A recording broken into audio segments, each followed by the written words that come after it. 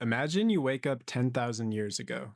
No tools, no phone, no idea where you are. You look down. In your hand is a nicely shaped rock. And your mission is to create Wi Fi. There are tribes nearby, but you don't speak their language. You're on your own. You look up, wondering where to start. Lightning flashes across the sky. And suddenly it hits you. Wi Fi needs electricity. But you can't just make electricity. You have to recreate nearly all of civilization first. Step 1. Don't die. You can't invent anything if you starve. Your whole life is survival. You chip rocks into tools, cut down trees, and build a shelter. You learn which plants are food and which ones kill you. Same with the animals. You get hurt. A lot. Eventually, you realize that you can't spend all day surviving. Human civilization only advanced because people had free time. So you become a farmer. You clear land, plant crops, breed animals, and store any extra food you have. For the first time, you have a surplus and free time. You're still 9,000 years from Wi Fi, but now, at least you can think.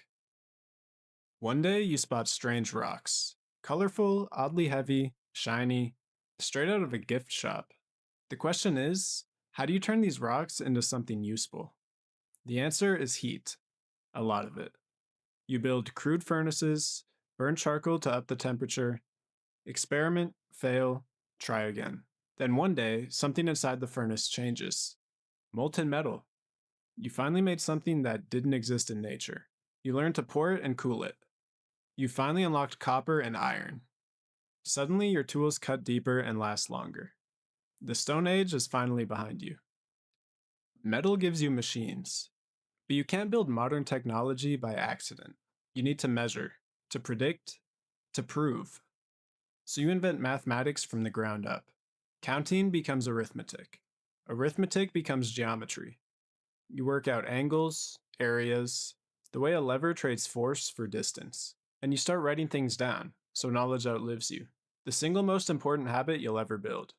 Then you push further than survival ever requires. You chase the rules behind moving objects and curves and change itself until you've reinvented calculus. It turns out you were a genius. None of this feeds you, none of it keeps you warm, but without it, everything that comes next is impossible. Strange phenomena are starting to make sense. Static shocks, lightning, magnetism. You rub materials together and study the sparks. Eventually, you reproduce what you saw in the sky. Electricity. But a single spark isn't enough. You need electricity on demand.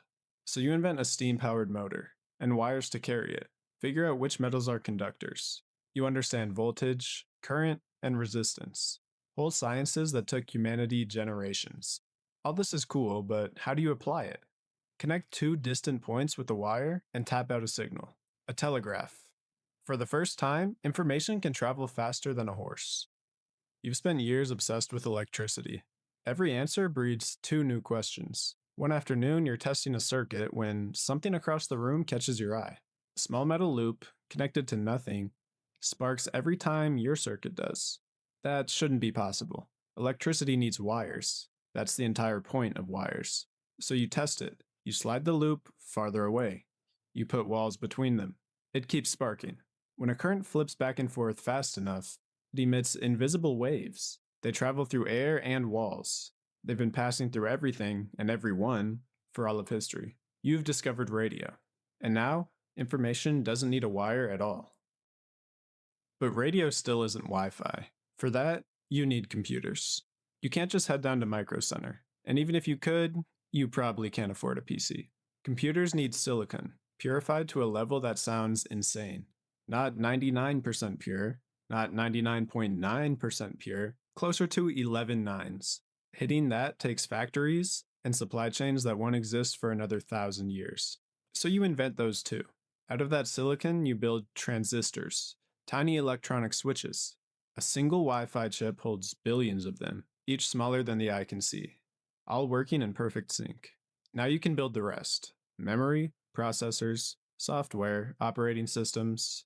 You take two computers and wire them together. The first network. And finally, you build a router. After thousands of years, it's complete. Most people think Wi-Fi is the invention, But actually, it's the reward.